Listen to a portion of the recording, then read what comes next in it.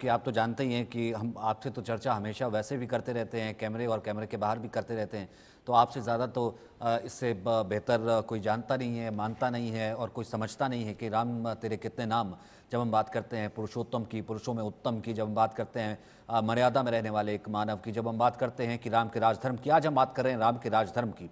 राम जब वन को हो लेते हैं, सीता उनके साथ हो लेती हैं, राम जो है पति के होने के नाते भी राजधर्म निभाते हैं। उससे पहले वो एक पुत्र का होने का राजधर्म निभा करके पिता दशरथ के वहाँ से चले जाते हैं। वहाँ पर शबरी उनको मिलती है, शबरी के झूठे भेद भी खा लेते हैं। राम का ये राजधर्म हमें आज कहता क्या है? देखिए, प्रभु श्री राम पर जो चर्चा चल रही है, तो मैं इसके लिए आपको, कौशल जी को बहुत धन्यवाद करना चाहूंगा। बहुत सुंदर चर्चा चल रही है, बहुत अच्छे प्रश्नोत्तर है। प्रभु श्री राम को हम लोग जब बात करते हैं और जब भी समझने का प्रयत्न करते हैं, तो प्रभु श्री राम के एक भाव पक्ष को ही ले लेते हैं, उनके उस कर्म पक्ष को छोड़ देते हैं जिसके लिए प्रभु श्री राम जाने जाते हैं। और राम राज की हम बात करते हैं, लेकिन राम राज की जो बारीकियां हैं, एक राजा जिस प्रकार से अपना कर्तव्य निभाता है, वह हम भूल जाते हैं। 16 वर्ष की उम्र से लेकर और अपने जीवन के अंतिम क्षण तक प्रभु श्री राम लगातार समाज के लिए ऐसे कार्य कर रहे हैं जो राम राज का सीधा सीधा रिफ्लेक्शन है। अब देखिए, वो कहते हैं कि एक ऐसी व्यवस्था होनी चाहिए जो जहां मनुष्य समान हो। ये कितनी बड़ी बात है। आज भी जहां राम के करोड़ों भक्त हैं, पूरी दुनिया की बात मैं कर रहा हूं, वहां हम आज तक उस समानता की बात नहीं कर पाए, उस समानता को एग्जीक्यूट नहीं कर पाए। कारण कुछ भी रहे हो, मैं किसी पर उंगली नहीं उठा रहा, लेकिन प्रभु श्री राम सबसे पहले जिस राज व्यवस्था का निर्माण करते हैं, वह सब इंसानों को समान रखती है और सभी लोगों को कानून के अंडर में रखती है। जी हाँ, वहाँ वकील है, वहाँ लॉयर है, वहाँ पर कानून है।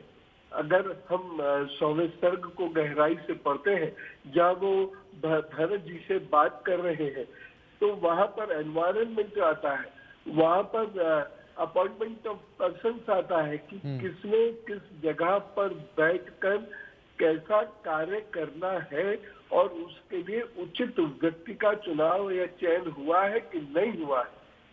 तो ये बहुत बड़ी बात है।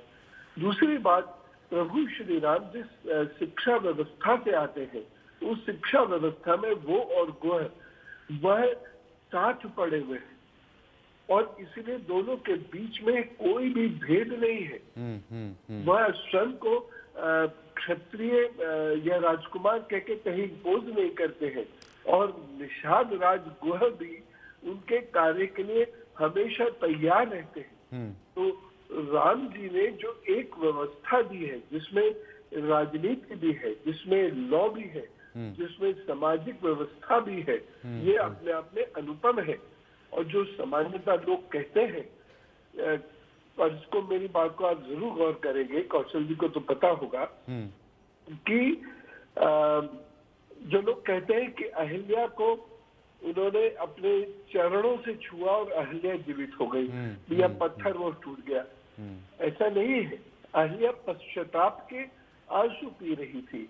अहिल्या का जो कैरेक्टर है वो छोटा कैरेक्टर नहीं, बहुत बड़ा कैरेक्टर है। भाई ठीक है, गलती हो गई तो सब ठीक है, हो गई तो वो पश्चाताप कर रही है।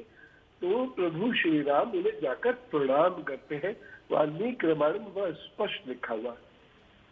तो ये वो राम है, ये वो पुरुषोत्तम राम है जो स्त्रियों की इज्जत करना जानते हैं, उनको पैर से नहीं छूते हैं, प्रणाम करते हैं और उनके अंदर वह जान फूंकते हैं कि ठीक है, अब जो तुम्हारे से हुआ अब उसे भूल जाओ, अब गौतम ऋषि और तुम दोनों एक साथ रहो, इस सृष्टि के कार्य करो। और अहिल्या एकदम बदलने लग जाती है। बिल्कुल, बिल्कुल, तो बिल्कुल। ये जो संदेश है, छोटे छोटे संदेश, जो केवल बोल के नहीं दे और रहे हैं, ये जो अग्नि वो है, जैसे वो आपने दिखा आपने के आपने ये चीज़ दिखा के दे रहे कही, हैं मैं कि इसी बहुत को बड़ी। अगर आगे लेकर के जाऊं, चक्रपाणी जी भी हमारे साथ जुड़ गए हैं। ये अग्नि जो है, ये एक राजा ही समझ सकता है, ये एक प्रभु ही समझ सकता है, एक मानव ही समझ सकता है। या फिर आपने कहा कि एक ऐसा व्यक्ति जो लॉ भी समझता है, जो राजनीति भी समझता है, जो परिवार भी समझता है, जो घर भी समझता है, जो गवर्न करना भी समझता है, और जो यूँ कहें कि एक तरीके से एक व्यवस्था चलाना समझता है, वही समझ सकता है कि अहिल्या के पीछे भी पश्चाताप था। इतना पश्चाताप था, तब जा करके उसको प्रभु ने इस तरीके से उस श्राप से जो है मुक्ति दी। शबरी के वो बेर भी खाते हैं, फिर वो जो आगे बढ़ते हैं, सीता को साथ लेकर के चलते हैं। वहाँ विभीषण को जो है वो विभीषण को भी मंत्र देते हैं। लेकिन राम के पति के तौर पर जो है, राम जो है सीता के पति के तौर पर जो है वो किस तरीके से राज धर्म निभाते हैं। लेकिन जब आगे बढ़ते हैं, जब उनको पता लगता है कि सीता माँ का किस तरीके से वो लक्ष्मण रेखा खींच करके जाते हैं, जब सीता कहती हैं कि ब्रह्मवाचिका वाली जब वो बात आती है, तो आप चक्रपाणी जी इससे कैसे लेकर के जाते हैं राम राज धर्म? क्योंकि वो वन में है, वहाँ से भी चल रहे हैं, आगे उनको आगे किरदार मिल रहे हैं, लेकिन वहाँ से भी रावण के साथ युद्ध तक लेकर के भी उससे पहले तमाम उनके किरदार यही राजधर्म सिखा रहे हैं।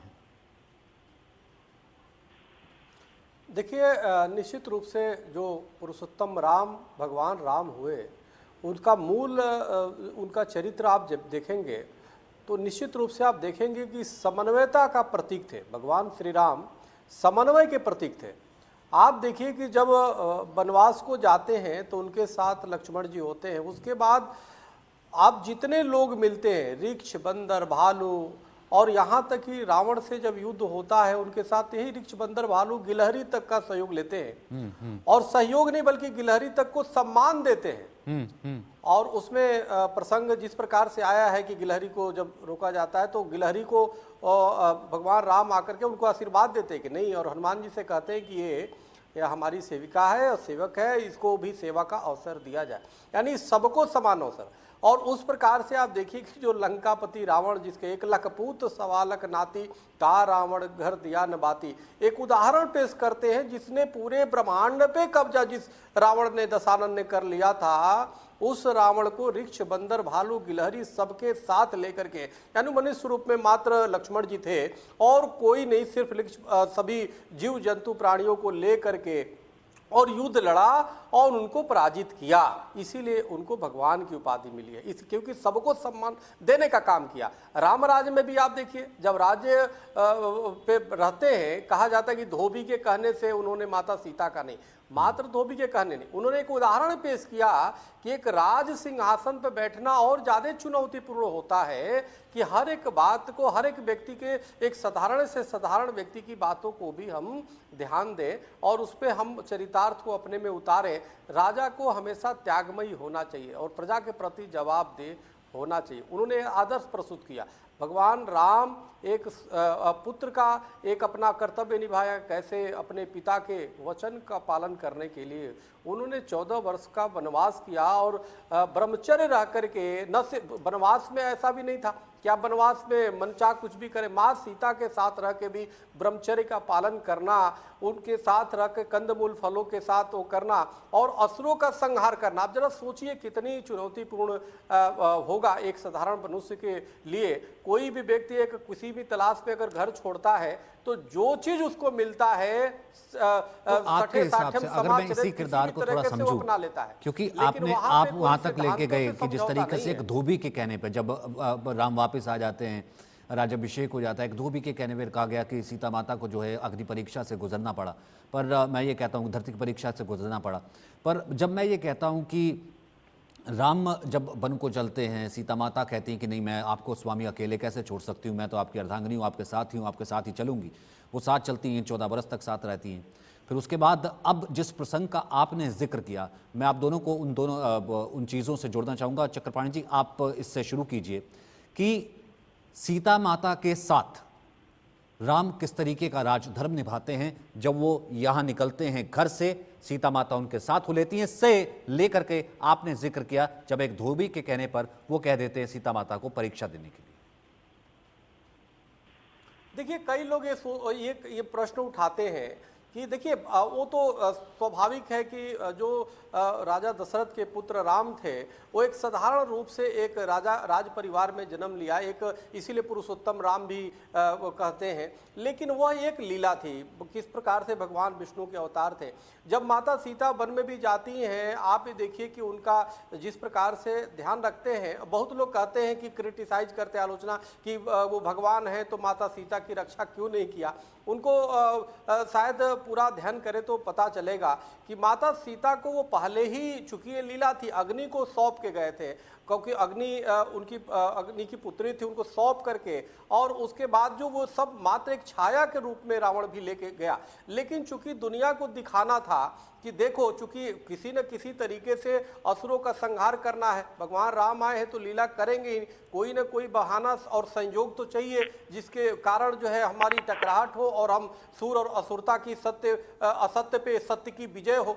तो इस तरीके से लीला भगवान श्री राम करते हैं और माँ सीता का जो हरण होता है। और रावण भी महान प्रकंड विद्वान था, जिसने शिव तांडव के स्तुत किया, जटाटवी गलज्ज्वल प्रवाह पावित स्थले गलेव लंबे लंबिताम भुजंग तुंग मालिका, मैंने तमाम रचनाएं शिव के स्तुति में किया। और दोनों शिव के भक्त, आप जरा सोचे कि भगवान राम भी लंका पे चढ़ाई करने के पहले रामेश्वरम में भगवान शिव की पूजन करते हैं, और रावण भी शिव के भक्त थे। यानी दोनों सनातनी, और लेकिन वैचारिक मतभेद, एक नारी के अपमान करता है, एक नारी के को सम्मान करने वाला, धर्म की रक्षा करने वाला है। तो यह वैचारिक, और ये पूरे आप देखेंगे लेकिन और इसमें भी व्यवहार ही है, इसमें भी कौशल जी, इसमें भी कौशल जी, अगर मैं इसी को चक्रपाणी जी ने जो कहा, सचिन जी, हमारे यहाँ सनातन धर्म में चित्र की पूजा नहीं होती, चरित्र की पूजा हुआ करती है। आपने कहा ना कि